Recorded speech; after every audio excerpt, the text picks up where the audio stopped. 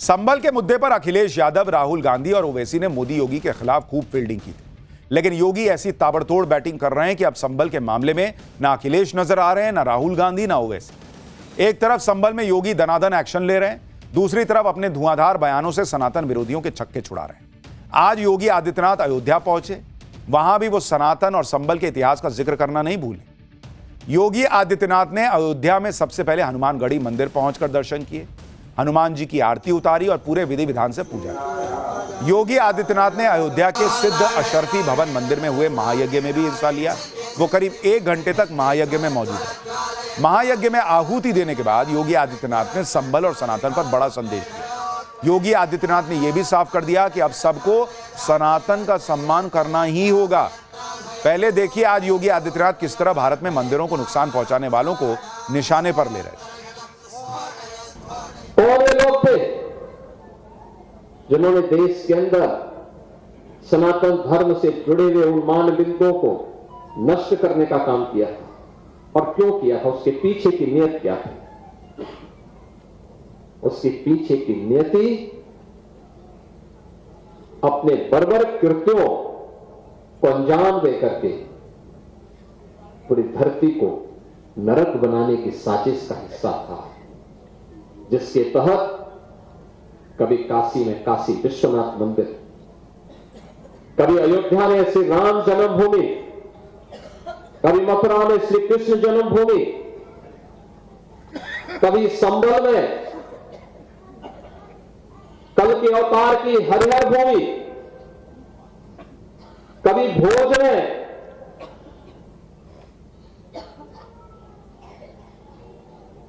ज्ञान के विस्तात्री देवी मां सरस्वती के पावन मंदिर को नष्ट किया जाता है, तोड़ा जाता है, अपवित्र किया जाता है। यही नहीं, योगी आदित्यनाथ ने औरंगजेब की याद दिलाते हुए यह भी बताया कि किस तरह मंदिरों को नष्ट करने की कोशिश करने वालों का वंश ही नष्ट हो गया। एक बार आप भी सुनिए, फिर बताऊंगा संभल में अखिलेश यादव के सांसद के घर बाबा का बुलडोजर क्यों पहुंचा।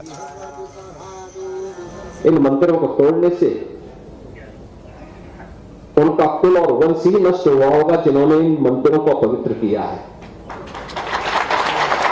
वो फैले फुले नहीं होंगे, लेकिन उन्होंने दिखाया तो। और एक कारण है, जब मैं आज पूछता हूं कि भाई जिन लोगों ने मंदिर तोड़े थे उनकी क्या स्थिति है वर्तमान में, तो लोग बताते हैं कि औरंगजेब के परिवार के लोग, उसके वर्तमान खानदान। मुझे कोई एक दिन बता रहा था, जबकि कोलकाता के पास वो रिक्शा चलाते हैं, तो मुझे बताओ अगर उसने कूड़े किए होते, इन मंदिरों को तोड़ा नहीं होता, तो रिक्शा चलाता क्या? ये दुर्गति को प्राप्त करता, ये उसकी दुर्गति है।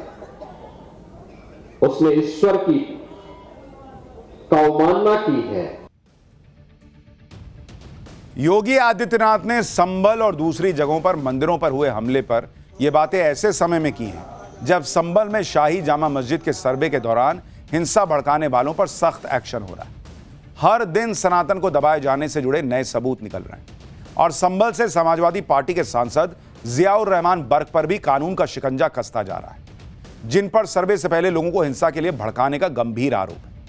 इसी हिंसा की जांच के दौरान संभल में बिजली चोरी और अवैध निर्माण का भी खुलासा हो रहा है।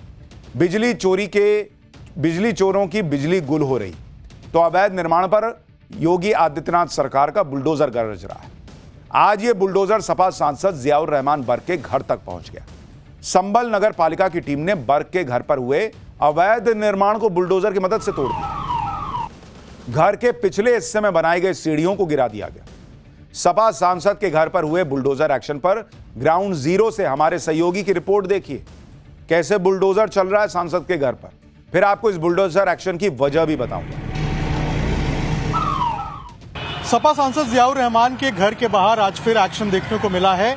जो घर के बाहर के पीछे का जो हिस्सा था, उसके यहाँ पे जो सीढ़ियाँ बनी हुई थी, अब देखिए यहाँ पर जो सीढ़ियाँ हैं इनको यहाँ पर तोड़ दिया गया है। और आप देख सकते हैं यहाँ पर ये सीढ़ियाँ लगाई गई थी, ये घर के पीछे का हिस्सा है और ये जो सीढ़ियाँ बनी थी इनको देखिए यहाँ पर तोड़ा गया है और ये सपा सांसद जियाउर रहमान के घर के पीछे का हिस्सा है। और ये जो बिल्डिंग बनाई गई थी इसको लेकर भी काफ़ी ज़्यादा जो विवाद चल रहा था। इनफैक्ट जो जिला प्रशासन है उसने नोटिस भी दिया था, क्योंकि जो बिल्डिंग रेगुलेशन एक्ट है उसका उल्लंघन करके जो नक्शा है उसको पास नहीं कराया गया था और ये बिल्डिंग बनाई गई थी, ऐसा प्रशासन का आरोप है। और अब देखिए यहाँ पर जो आगे सीढ़ियाँ बनाई गई थी इसी बिल्डिंग के जस्ट नीचे, इसको अब यहाँ पर तोड़ दिया गया है। और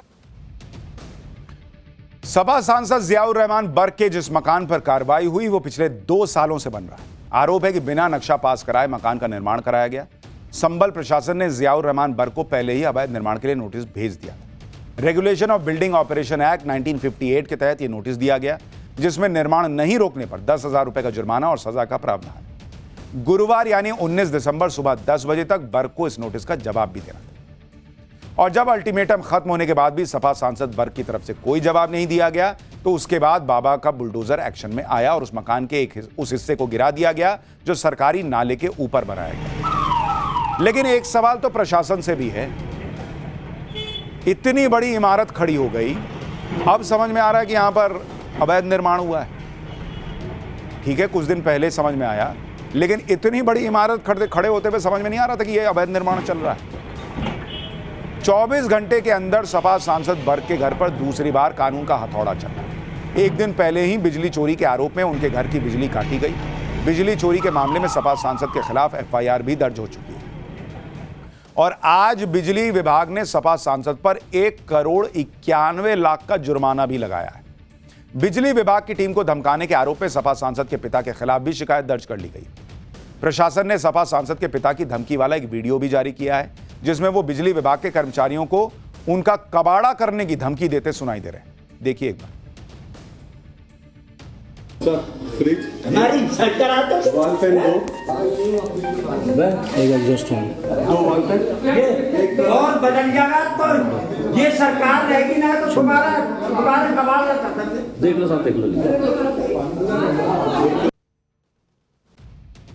अब यह भी देखिए कि संभल से सपा के जिस सांसद जियाउर रहमान बर्क पर बिजली चोरी के आरोप में एफआईआर दर्ज हुई है और करीब 2 करोड़ के जुर्माने का नोटिस मिला है, उन्हें ही संभल में बिजली चोरी रोकने वाली समिति का जिम्मा सौंपा गया था।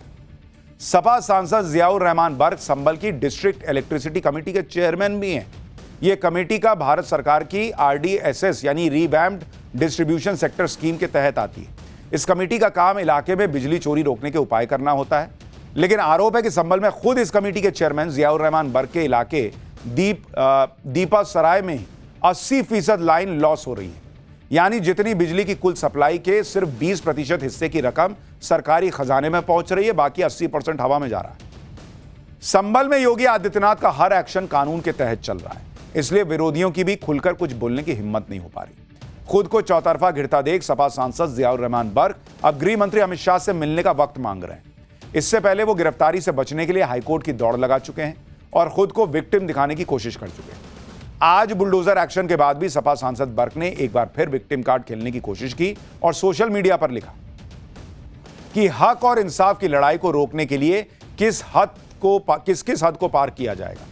झूठी रिपोर्ट कराने और बदनाम करने वालों देश और दुनिया की आवाम देख रही है।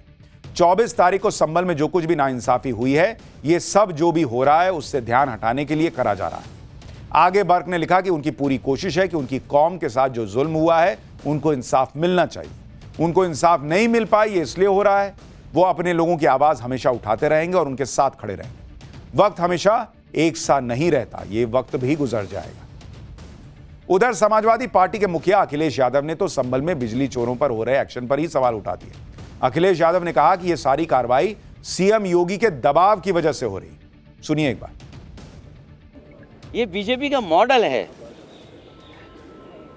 किसी के घर में छापा मार करके इस तरह का काम करते हैं।